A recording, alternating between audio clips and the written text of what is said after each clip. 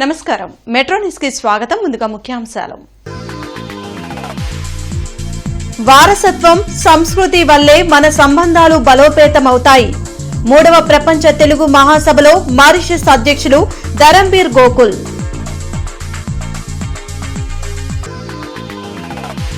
తమ పిల్లలకు తెలుగు భాష గొప్పతనాన్ని తల్లిదండ్రులు తెలియచేయాలన్న స్పీకర్ అయ్యన్న. ఉత్సాహంగా కొనసాగుతున్న ప్రపంచ తెలుగు మహాసభలు.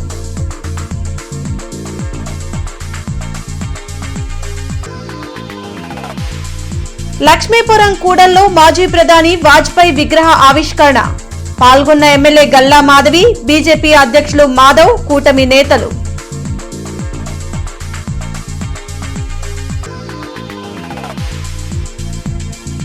విభిన్న ప్రతిభావంతులకు అన్ని విధాలా అండగా ఉంటాం. లూయి బ్రెయిలీ జయంతి వేడుకల్లో పాల్గొన్న కలెక్టర్ అన్సారియా.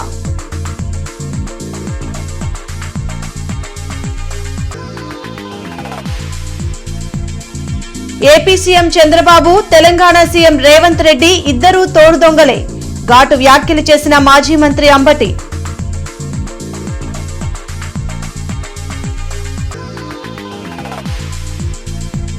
గంజాయి విక్రయం, కొనుగోలు చేస్తున్న 14 మంది అరెస్ట్. 4.95 కిలోల గంజాయి సీజ్.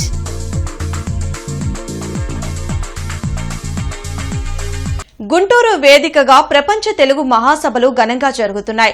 మారిషస్ అధ్యక్షులు శ్రీధరంబీర్ గోకుల్ దంపతులు ముఖ్య అతిథులుగా హాజరయ్యారు. ఏటుగూరు బైపాస్ లో జరుగుతున్న 3వ ప్రపంచ తెలుగు మహాసభల్లో 2వ రోజు స్పీకర్ అయ్యన్న పాత్రుడు, ఎమ్మెల్యేలు మండలి బుద్ధప్రసాద్, బూర్ల రామాంజనేయులు, ఎమ్మెల్సీ ఆలపాటి రాజేంద్ర ప్రసాద్ పాల్గొన్నారు. అనంతరం ఎన్టీఆర్, తెలుగు తల్లి విగ్రహాలకు మారిషస్ అధ్యక్షుడుతో కలిసి పుష్పాంజలి ఘటించారు. కళాకారులు ప్రదర్శించిన గౌతమిపుత్ర శాతకర్ణి నృత్య రూపకం సభకులను అలరించింది. ఈ కార్యక్రమంలో ఉత్తరాఖండ్ పీఠాధిపతి శ్రీ ముకుందానంద్ గిరి శంకరానంద స్వామి, బృందావనం పార్థసారథి, జయసూర్య, సిఎల్ రాజన్ పాల్గొన్నారు.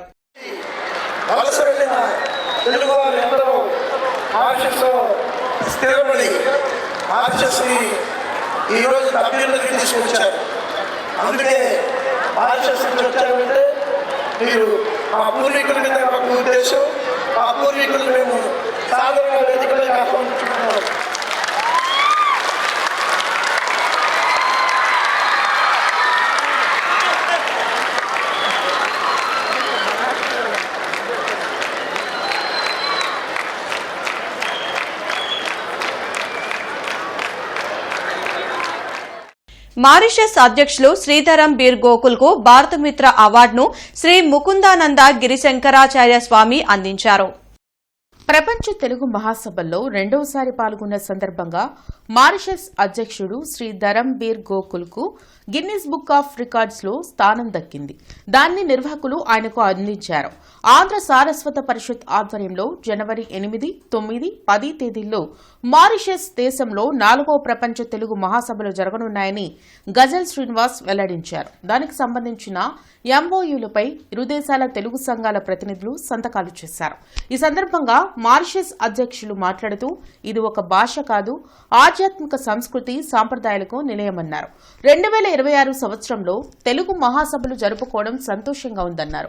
తెలుగు జాతి పండుగ ఉగాది రోజున మారిషస్ లో జాతీయ సెలవు దినంగా ఇస్తున్నామని తెలిపారు.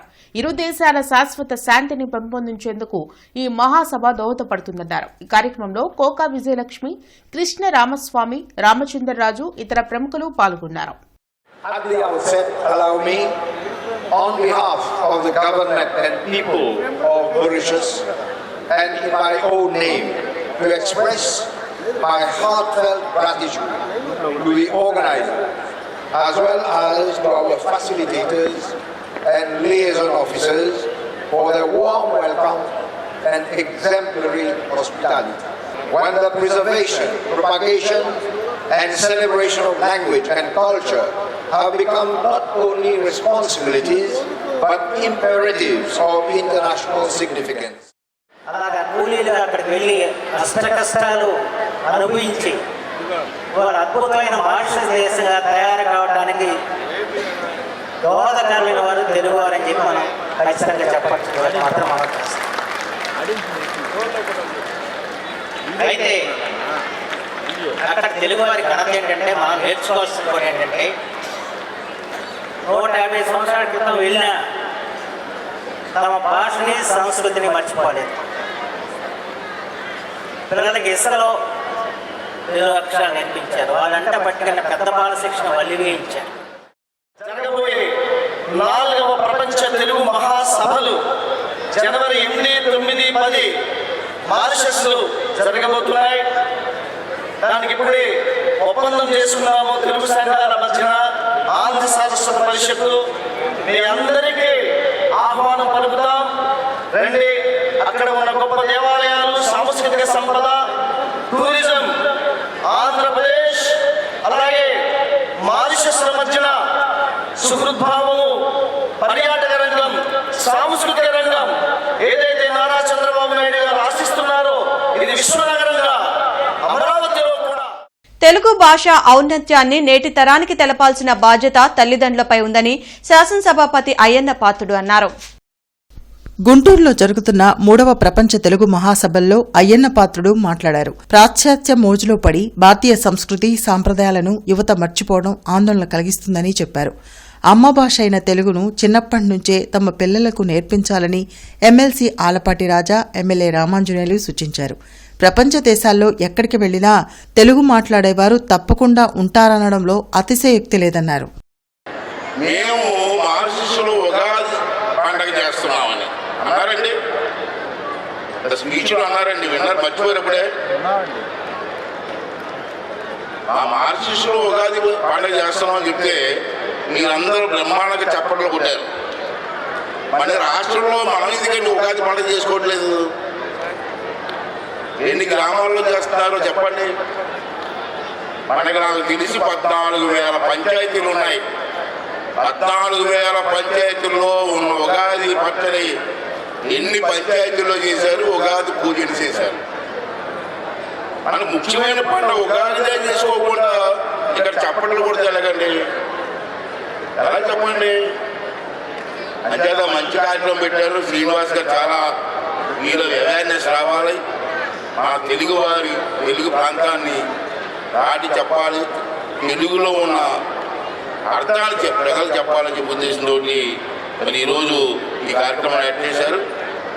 తెలుగు భాష ప్రాచుర్యాన్ని కాపాడడానికి, అంతేకాకుండా మనకున్న లలిత కళల్ని ఆదరించడానికి, అదేవిధంగా వాటిని ప్రోత్సహించడానికి అనేక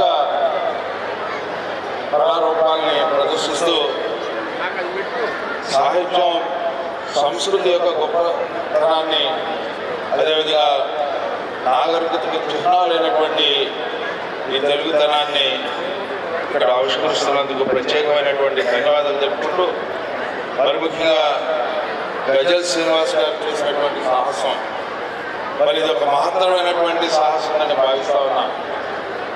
ఎన్నో దేశాల నుంచి, ఎందుకంటే దేశ భాషలందు తెలుగు లెస్స అన్నారు. ఈరోజు 1600 పైగా భాషలు ఉన్నాయి దేశంలో. 22 భాషలు అఫీషియల్ గా డిక్లేర్ చేయబడ్డాయి. అదేవిధంగా ప్రపంచంలో తీసుకుంటే 7,000 భాషలు ఉన్నాయి. 7,000 భాషల్లో కూడా ఈరోజు ప్రపంచం మొత్తంలో అత్యధిక భాషలు మాట్లాడేటటువంటి వాళ్ళలో క్రమ సంఖ్యలో తీసుకున్నట్లయితే 15వ స్థానంలో ఉన్నాం. అంటే 7,000 భాషలు ప్రపంచంలో మాట్లాడితే తెలుగు 15వ స్థానంలో ఉందంటే అది మన తెలుగుకున్నటువంటి ప్రత్యేకత.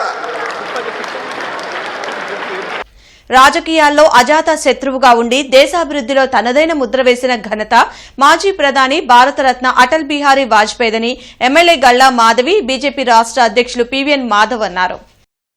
లక్ష్మీపురం కూడల్లో వాజ్పేయి శత జయంతి ఉత్సవాలు సందర్భంగా ఆయన విగ్రహాన్ని ఏర్పాటు చేశారు. 7.5 అడుగుల కాంస్య విగ్రహాన్ని బీజేపీ రాష్ట్ర అధ్యక్షులు పివిఎన్ మాధవ్తో కలిసి ఎమ్మెల్యే గల్లా మాధవి ఆవిష్కరించారు. ఈ కార్యక్రమంలో మేయర్ కొవెలమూడి రవీంద్ర, కూటమి నేతలు పిల్లి మాణిక్యరావు, మోనబోయిన శ్రీనివాస్, జయప్రకాష్ నారాయణ, తిరుపతిరావు, గాదే వెంకటేశ్వరరావు, ఇతర నాయకులు పాల్గొన్నారు. సుప్రపాలన అంటే ఏంటో అటల్జీ చేసి చూపించారని ఎమ్మెల్యే గల్లా మాధవి బీజేపీ రాష్ట్ర అధ్యక్షులు మాధవ్ రహదారులు, టెలికాం విప్లవం, నదుల అనుసంధానం వంటి అనేక విప్లవాత్మకమైన నిర్ణయాలను వాజ్పేయి చేశారని గుర్తు చేశారు.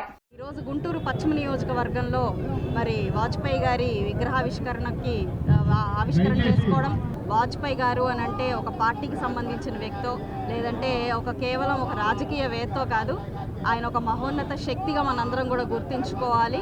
మరి ఒక పక్కన కార్గిల్ యుద్ధానికి సై అంటూనే మరో పక్కన సౌభ్రాతృత్వానికి పెద్దపీట వేసే మహోన్నత వ్యక్తి ఆయన. ఇలాగా రెండు కోణాలు ఒకే వ్యక్తిలో కనపడడం అనేది మనకి ఏ నాయకుల్లో కనపడదు. అది కేవలం వాజ్పేయి గారికే సొంతము.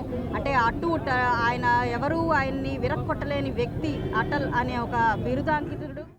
అటల్ బిహారీ వాజ్పేయి గారి 7.5 కాంస విగ్రహాన్ని ఆవిష్కరించడం ఏదైతుందో నిజంగానే మా అందరి యొక్క భారతీయ జనతా పార్టీ కార్యకర్తల ప్రతి కార్యకర్త జన్మ ధన్యమైంది. దాంతోపాటు కూటమి సంబంధించిన నాయకులందరూ కూడా ఈ కార్యక్రమంలో పాల్గొనడం కారణంగా ఏ స్ఫూర్తితో అయితే అటల్ బిహారీ వాజ్పేయి రాజకీయాలు చేశాడో, సమైక్య ఏదైతే వాదం ఉందో ఆ సమైక్య వాదం గెలవాలని చెప్పి కాంగ్రెస్ ఇతర రాజకీయ పక్షాలు అధికారంలోకి రావాలని చెప్పి ఒక పెద్ద పోరాటం 70 సంవత్సరాలు పైగా చేయటం, 60 సంవత్సరాలు పైగా పార్లమెంటేరియన్గా ఆయన పార్లమెంట్లో గలమెత్తడం, వీటన్నిటికీ ఇవాళ నివాళులు అర్పించే విధంగా ఆయన శత జయంతి సందర్భంగా ఆంధ్రప్రదేశ్ రాష్ట్రంలో అన్ని ప్రధాన నగరాల్లో కూడా ఆయన విగ్రహ ఆవిష్కరణ కార్యక్రమం చేయడం జరిగింది. బృందావన్ గార్డెన్స్ లోని విభిన్న ప్రతిభావంతుల సంక్షేమ హాస్టల్లో లూయి బ్రెయిలీ జయంతిని నిర్వహించారు.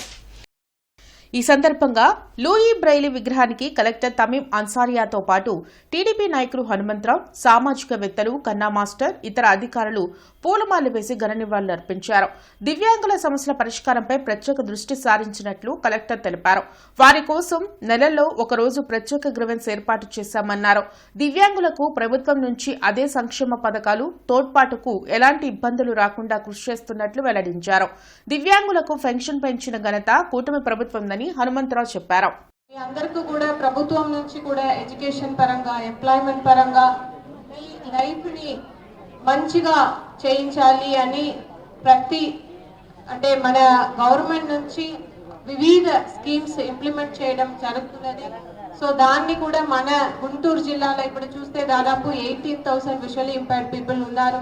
మీ అందరూ సంక్షేమం కోసం ఏదైతే మనకు వెల్ఫేర్ స్కీమ్స్ ఉన్నాయో మీకోసం దాంట్లో కూడా చాలా చక్కగా మన జిల్లాలో ఇంప్లిమెంట్ చేయడానికి అన్ని డిపార్ట్మెంట్ సహకారంతో కృషి చేస్తున్నాము. సో మీకున్న గ్రీవెన్సెస్ ని కూడా అప్పటికప్పుడు పరిష్కరించడానికి ఒక ప్రత్యేకంగా ఒక గ్రీవెన్స్ డే ఉంటే ఈజీగా ఉంటుంది అన్న ఉద్దేశంతో అది కూడా పెట్టడం జరిగింది. కూటమి ప్రభుత్వం అధికారంలోకి వచ్చిన తర్వాత ప్రభుత్వం ఏదైతే ఉన్నాయో పథకాలు సూపర్ 6లో భాగంగా వారు ఏవైతే పెన్షన్ సదుపాయం కానివ్వండి, ఇంటి నివేశ స్థలాలు కానివ్వండి, ఏవైతే వాళ్ళకి హక్కులు రావాలో తప్పనిసరిగా కుటుంబ ప్రభుత్వంలో వారికి అందే విధంగా మా వంతు కర్తవ్యంగా కూడా చేస్తామని చెప్పి తెలియజేస్తున్నాం. అట్లానే ప్రత్యేకంగా ఈ కార్యాలయంలో ఏ అయితే ప్రాబ్లమ్స్ ఉన్నాయో కూడా అవి కూడా కలెక్టర్ గారి దృష్టికి తీసుకొచ్చారు. అవి కూడా తక్షణంగా పరిష్కారం అయ్యే మార్గంగా ప్రతి ఒక్కరు కూడా. గంజాయి విక్రయిస్తున్న 4 వ్యక్తులతో పాటు వినియోగిస్తున్న 10 మందిని గుంటూరు పోలీసులు అరెస్టు చేశారు. నిందితుల నుంచి 4.95 కేజీల గంజాయిని స్వాధీనం చేసుకున్నట్లు జిల్లా ఎస్పీ వకుల్ జిందాల్ తెలిపారు. జిల్లా పోలీస్ కార్యాలయంలో నిర్వహించిన మీడియా సమావేశంలో ఆయన మాట్లాడారు. పెదకాకానిలోని ప్రైమరీ హెల్త్ సెంటర్లో గంజాయి కార్యకలాపాలు జరుగుతున్నట్లు సమాచారం రావడంతో తమ సిబ్బంది దాడి చేసి వారిని అదుపులోకి తీసుకున్నారని చెప్పారు. గంజాయి అసాంఘిక శక్తుల రహిత జిల్లాగా గుంటూరును మార్చేందుకు ప్రత్యేక చర్యలు చేపట్టినట్లు ఎస్పీ వెల్లడించారు. ఆ ప్రోగ్రాం భాగంగా ఈరోజు పెదకాకాని పోలీస్ స్టేషన్ లిమిట్స్లో 14 మందిని అరెస్ట్ చేయడం జరిగింది. ఈ 14 మందిలో 4 పెడ్లర్స్, వాళ్ళు బయట నుంచి గాంజా తీసుకొచ్చి చిన్న చిన్న ప్యాకెట్స్లో మార్చుకొని దాన్ని అమ్మడం అనేది చేస్తూ ఉంటారు. అదేవిధంగా 10 మంది వాళ్ళ ద్వారా మాకు ఏదైతే ఇన్ఫర్మేషన్ వచ్చిందో 10 మంది తాగే వాళ్ళని, కన్జ్యూమర్స్ని కూడా అరెస్ట్ చేయడం జరిగింది. మొత్తం 14 మందిని 4.8 కేజీస్ గాంజాతో ఈరోజు అరెస్ట్ చేయడం జరిగింది. సో దీంట్లో మెయిన్ ముద్దాయి A1 ముత్యాల రమణారావు అలియాస్ రాకీ. ఇతను మంగళగిరి మండలం సంబంధించి అతను, కానీ ఇప్పుడు యాజ్ ఆఫ్ నౌ ఇతను ఏలూరులో ఉంటున్నాడు. ఇక్కడ వస్తా పోతా ఉంటాడు. ఇక్కడ గాంజా తీసుకువచ్చి అమ్మడము, సప్లై చేయడం అనేది చేస్తూ ఉంటాడు. ఇతను అరకు సైడ్ నుంచి గాంజా తీసుకువచ్చి మన జిల్లాలో అమ్ముతూ ఉంటాడు. ఇతని మీద ఇంతకుముందు కూడా 7 కేసెస్ ఉన్నాయి. దాంట్లో NDPS యాక్ట్ కేసెస్ కూడా 3 కేసెస్ ఇతని మీద ఉన్నాయి. అదేవిధంగా కొన్ని 379 అంటే దొంగతనం కేసులు కూడా ఇతని మీద ఉన్నాయి. ఇంతకుముందు ఇతని మీద PD యాక్ట్ కూడా పెట్టడం జరిగింది. PD యాక్ట్ నుంచి బయటికి వచ్చాడు. అదేవిధంగా A2 నూనె యోహాన్ అనే ఇతను పేదకాగాని మండలం సంబంధించిన ఇతను కూడా గంజాయి అమ్ముతూ ఉంటాడు. చిన్న చిన్న ప్యాకెట్స్లో కన్జ్యూమ్ కూడా చేస్తాడు. ఇతని మీద కూడా రెండల్పేట PS లో ఒక కేసు ఆల్రెడీ ఉంది, 324 కేసు. దేశ సమగ్రతకు అభివృద్ధికి మాజీ ప్రధాని వాజ్పేయి చేసిన కృషి చరిత్రలో నిలిచిపోతుందని మేయర్ కోవెలమూడి రవీంద్ర అన్నారు. లక్ష్మీపురం కూడలిలో ఏర్పాటు చేసిన వాజ్పేయి విగ్రహావిష్కరణ అనంతరం కూటమి నేతలు పిల్లి మాణిక్యారావు, గాదె వెంకటేశ్వరరావు, తిరుపతిరావుతో కలిసి ఆయన మీడియాతో మాట్లాడారు. ఒక పోఖ్రాన్ ద్వారా మన భారతదేశం అణుశక్తిగా ఎంత శక్తివంతమైన దేశమో ప్రపంచవ్యాప్తంగా తెలిపిన వ్యక్తి శ్రీ అటల్ బిహారీ వాజ్పేయి గారు. అతను భారతదేశానికి ఈ గోల్డెన్ కారిడార్, ఇటువంటి బ్రహ్మాండమైన 4 లైన్ రోడ్స్ ప్రప్రథమంగా మనం ఈ ఒక్క స్వాతంత్రం తర్వాత ఏ విధంగా ఈ హైవే లైన్స్ అన్నీ, అట్లాగే టెలికాం సెక్టర్ కానివ్వండి, అట్లాగే డిఫెన్స్ సెక్టర్ కానివ్వండి, నిన్న చూసాం ఆపరేషన్ సింధూర్ అని మోడీ గారు చేపట్టింది. ఎంత బ్రహ్మాండంగా విజయవంతమైందో దానికి పునాది అటల్ బిహారీ వాజ్పేయి గారు. ఈరోజు అటల్ బిహారీ వాజ్పేయి గారి విగ్రహం చూస్తూ ఉంటే దేశ సమగ్రత, దేశం ఐక్యంగా నడపటం, పక్క దేశాలకి శత్రు దేశాలకి వణుకు పుట్టించటం, దేశం మొత్తాన్ని అభివృద్ధిలో నడపటం అనేది వాజ్పేయి గారిని చూస్తూ ఉంటే మనకి కనిపిస్తూ ఉంటాయి. ఈరోజు రాష్ట్రం మొత్తం అన్ని జిల్లా హెడ్ క్వార్టర్లో కూడా అటల్ బిహారీ వాజ్పేయి గారి విగ్రహాలు ప్రతిష్ఠించడంలో మాధవ్ గారు ఒక మంచి ప్రోగ్రాం తీసుకొని వెళ్ళారు. గుంటూరు నగరబొడ్డున ఈ కార్యక్రమం చేయటం చాలా సంతోషంగా ఉంది. అటల్ బిహారీ వాజ్పేయి గారి విగ్రహాన్ని మన గుంటూరులో ఏర్పాటు చేసుకోవటం అంటే నిజంగా ఇవాళ వచ్చేటటువంటి రాజకీయ నాయకులందరూ కూడా ఆ విగ్రహాన్ని చూస్తూ రాజకీయాలు నేర్చుకోవాల్సినటువంటి ఆవశ్యకత కూడా ఉంది. ఇవాళ వాజ్పేయి గారంటే ఇవాళ ఏదో మనం బీజేపీ అని అనుకోవడానికి లేదు అసలు ఎట్టి పరిస్థితుల్లో కూడా. ఇవాళ అక్కడ ఒక విగ్రహాన్ని పెట్టామంటే భారతదేశపు తాలూకా ఒక చిహ్నాన్ని వాళ్ళ మన గుంటూరులో పెట్టుకున్నట్టుగా భావించాలి. వాళ్ళ మా రాష్ట్ర రథసారథి పోయిన నెల 11వ తారీఖు నుంచి 25వ తారీఖు వరకు ప్రతి ఒక్క జిల్లా హెడ్ క్వార్టర్స్లో ఈ యొక్క విగ్రహాన్ని పెట్టడం జరిగింది. ఈరోజు గుంటూరు నగరంలో లక్ష్మీపురం జంక్షన్లో మాకు సహకరించినటువంటి జిల్లా కలెక్టర్ గారికి, అలాగే కమిషనర్ గారికి, మేయర్ గారికి, ఎమ్మెల్యేలకి, కూటమి నాయకులందరికీ కూడా పేరు పేరున ధన్యవాదాలు తెలియజేస్తున్నాను. ఈ రోజు శుభమస్తు షాపింగ్ మాల్లో వస్త్రాలు కొనుగోలు చేసి లక్కీ డ్రాలో ప్రకాశం ఎలక్ట్రికల్ స్కూటర్ను గెలుచుకున్నారు. నూతన సంవత్సరం సంక్రాంతి సందర్భంగా శుభమస్తు షాపింగ్ మాల్ ఎన్నో ఆఫర్లతో కస్టమర్ల ముందుకు వచ్చింది. ప్రతిరోజు కొనుగోలు చేసిన వారిలో డ్రా తీసి ఎలక్ట్రిక్ స్కూటర్ను అందిస్తున్నారు. టీడీపీ రాష్ట్ర కార్యదర్శి కసికొర్తి హనుమంతరావు ముఖ్య అతిథిగా పాల్గొని డ్రా తీసి విజేతను ప్రకటించారు. ఈ కార్యక్రమంలో మేనేజర్లు శివ, కిరణ్ పాల్గొన్నారు. కస్టమర్లకి మంచి అవకాశం ఇచ్చి వారిని ప్రోత్సహించే విధంగా కూడా బహుమతులు ఇవ్వటం, ఇట్లా ఇక్కడ ఈ ప్రాంతమే కదా ఆంధ్రప్రదేశ్ మొత్తం కూడా శుభమస్తు షాపింగ్ మాల్లో ఈ కార్యక్రమం నిర్వహించడం, అలానే కస్టమర్లకి వారి దగ్గరికి వారిని ఆకర్షించే విధంగా, అంటే వారికి తోడుండే విధంగా ఎవరైతే ఈ ఆఫర్స్ ఉన్నాయో దాన్ని సద్వినియోగించాలి. ఈరోజు లక్కీ డిప్ ద్వారా 2851 నెంబర్కి లక్కీ డిప్ తగిలింది. అది నెల్లూరు టంగుటూరు ప్రకాశం పంతులు డివిజన్ వారి ప్రకాశ్రావు గారికి అని వారికి ఆ లక్కీ డిప్ ద్వారా దాన్ని సెలెక్ట్ చేయడం జరిగింది. కాబట్టి కస్టమర్లందరూ దాన్ని సద్వినియోగం చేసుకొని దాన్ని ఉపయోగించుకోవాల్సిందిగా పేరు పేరున వారిని తెలియజేస్తున్నాం. ముందుగా అందరికీ కూడా నూతన సంవత్సర శుభాకాంక్షలు. అలాగే సంక్రాంతికి సంబంధించి శుభమస్తు షాపింగ్ మాల్లో 1+1, 1+2 ఆఫర్స్ రన్ చేయడం జరుగుతుంది. అలాగే వీటితో పాటు శుభమస్తు షాపింగ్ మాల్లో ప్రతి సంవత్సరం మెయింటైన్ చేసినట్టుగానే లక్కీ డ్రా కూడా తీయడం జరుగుతుందండి. మీరు కొనుగోలు చేసేటువంటి ప్రతి 1000 రూపాయల పైన కూడా ఒక కారు కూపను, ఒక బైక్ కూపను కస్టమర్స్కి అందజేస్తాము. ఈరోజు 28వ లక్కీ డ్రా తీయడం జరిగింది. అలాగే ఈ లక్కీ డ్రా అనేది సంక్రాంతి పండుగ వరకు కూడా కంటిన్యూ చేయడం జరుగుతుంది. కాబట్టి ప్రతి ఒక్క కస్టమర్ కూడా ఈ అవకాశాన్ని ఉపయోగించుకోవాల్సిందిగా కోరుచున్నాము. రైల్పేట 1వ లైన్లోని ప్రసన్నాంజనేయ స్వామి దేవస్థాన పాలకవర్గం ఆధ్వర్యంలో సంక్రాంతి సంబరాల్లో భాగంగా ముగ్గుల పోటీలు నిర్వహించారు. స్థానిక మహిళలు ఉత్సాహంగా ముగ్గులు వేసేందుకు పోటీ పడ్డారు. స్థానిక కార్పొరేటర్ సమతతో పాటు శనక్కాయల రాజకుమారి, డాక్టర్ ప్రత్యూష, వేదాంతం శ్రీనివాస్, భార్గవ్, మహేష్, సుబ్రహ్మణ్యం తదితరులు పాల్గొని విజేతలకు బహుమతులు అందించారు.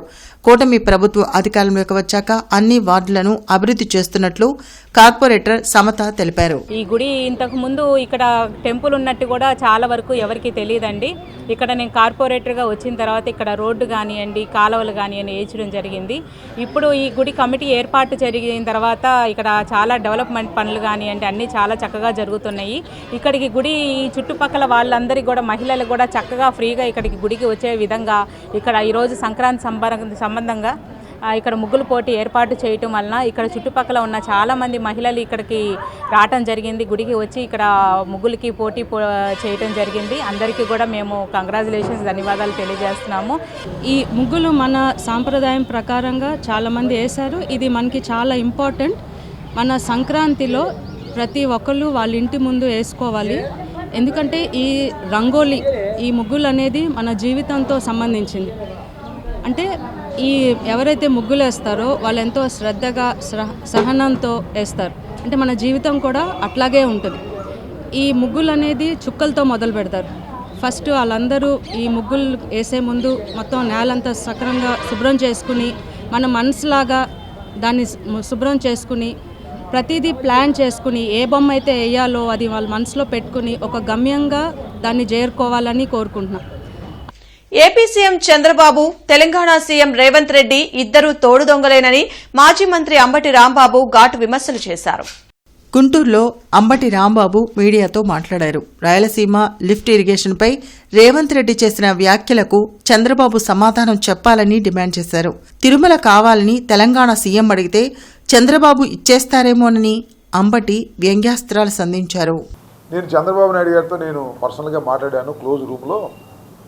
అందువల్ల ఆ ఎత్తిపోతల పథకాన్ని క్లోజ్ చేసుకున్నారు అనేటువంటి మాట శాసనసభ సాక్షిగా రేవంత్ రెడ్డి గారు మాట్లాడారు. దీన్ని బట్టి అర్థమవుతున్నది ఏమిటంటే రాయలసీమకు చెందవలసినటువంటి నీరుని మనకు రావాల్సిన వాటా ప్రకారమే ఇద్దరు కలిసి రాయలసీమకు అన్యాయం చేసేటటువంటి కార్యక్రమానికి ఇవాళ చంద్రబాబు నాయుడు గారు, రేవంత్ రెడ్డి గారు కుట్ర చేశారనేది చాలా స్పష్టంగా అర్థమవుతున్నటువంటి అంశం. మన రాష్ట్ర ప్రయోజనాల కోసం ఏర్పాటు చేయబడినటువంటి ఎత్తిపోతల పథకాన్ని క్లోజ్ చేసేటటువంటి తీసుకెళ్లారు. ఈ విధంగా దుర్మార్గంగా చేస్తారు. ఇక తిరుపతిలో కూడా వాటా ఇస్తారు, ఆశ్చర్యం లేదు. ఏదైనా చేస్తారు. తోడు దొంగలు వీళ్ళిద్దరు కూడా రాష్ట్రాన్ని సర్వనాశనం చేసే కార్యక్రమంలో నిమగ్నమై ఉన్నాడు చంద్రబాబు నాయుడు గారిని చెప్పడంలో నేను ఏ విధంగానూ సందేహపడ్డాను.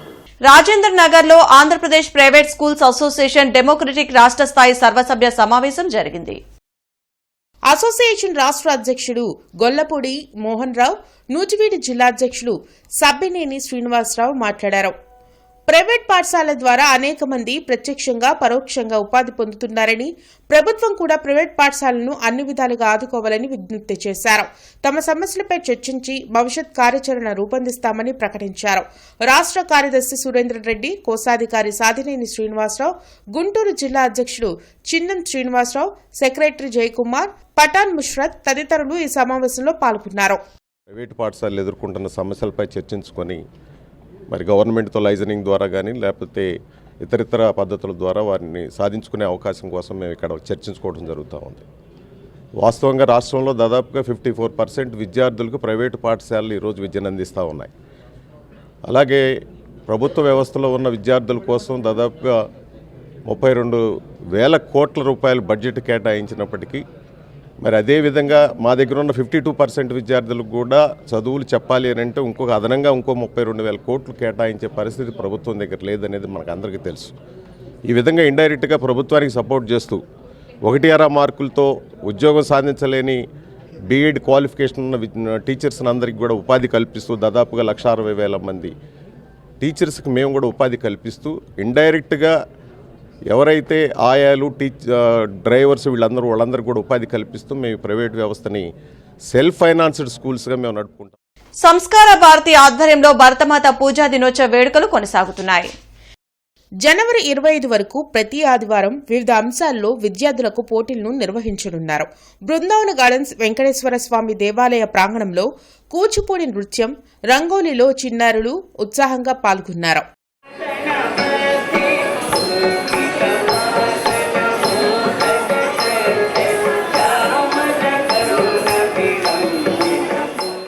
భారత మాత పూజా దినోత్సవ వేడుకల సందర్భంగా నవంబర్ 16 నుండి జనవరి 25 వరకు ప్రతి ఆదివారం వివిధ రకమైనటువంటి పోటీలు నిర్వహిస్తూ విద్యార్థులకు, ఉపాధ్యాయులకు మేము నిర్వహిస్తూ ఉన్నాం. అందులో భాగంగా ఈరోజు కూచిపూడి బృంద నృత్యము మరియు కళాకృతుల తయారీ, రంగోలీ పోటీల్లో నిర్వహించడం జరిగింది.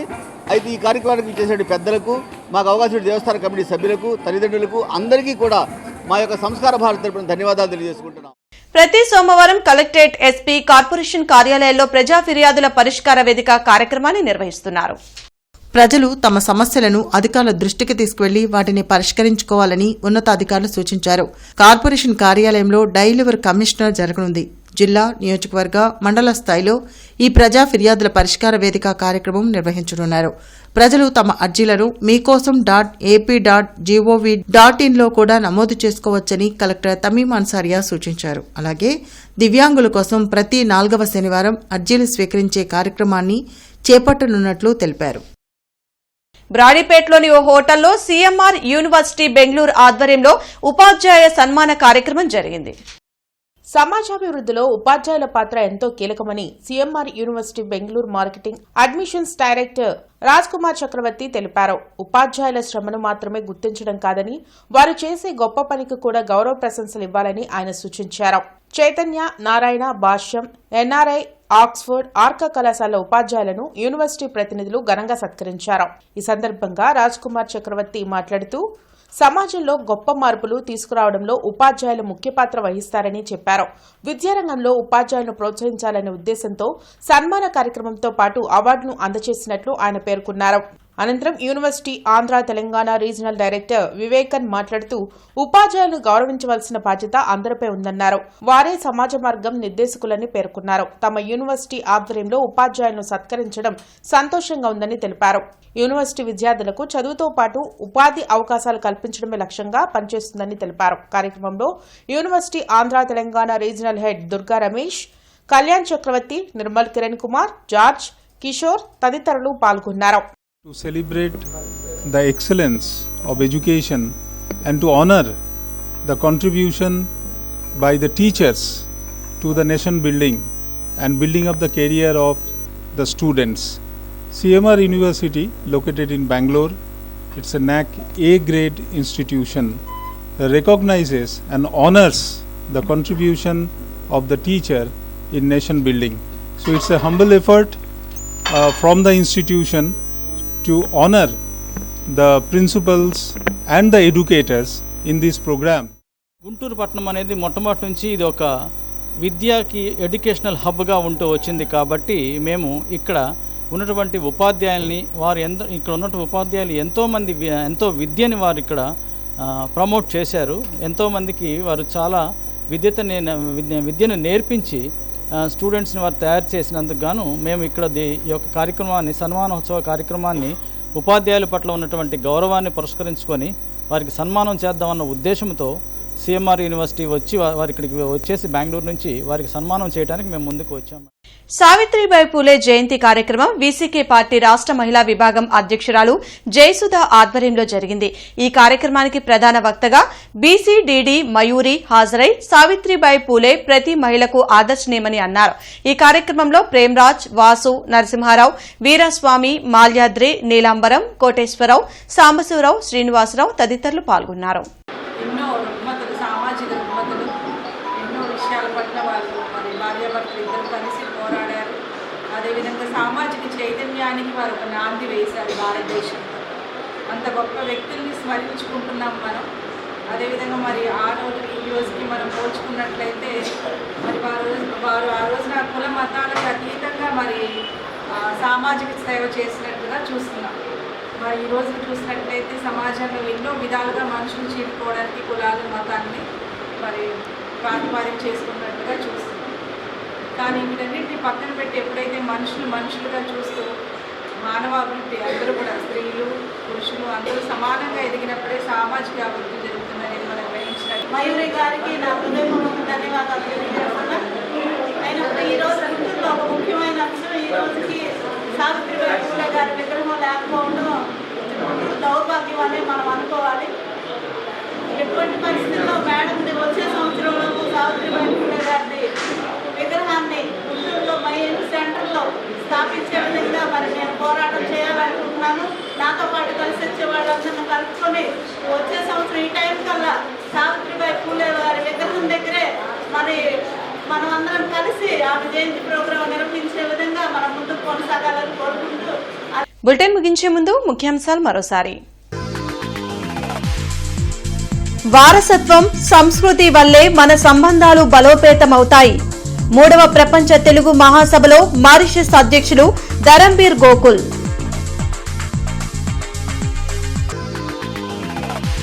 తమ పిల్లలకు తెలుగు భాష గొప్పతనాన్ని తల్లిదండ్రులు తెలియచేయాలన్న స్పీకర్ అయ్యన్న. ఉత్సాహంగా కొనసాగుతున్న ప్రపంచ తెలుగు మహాసభలు.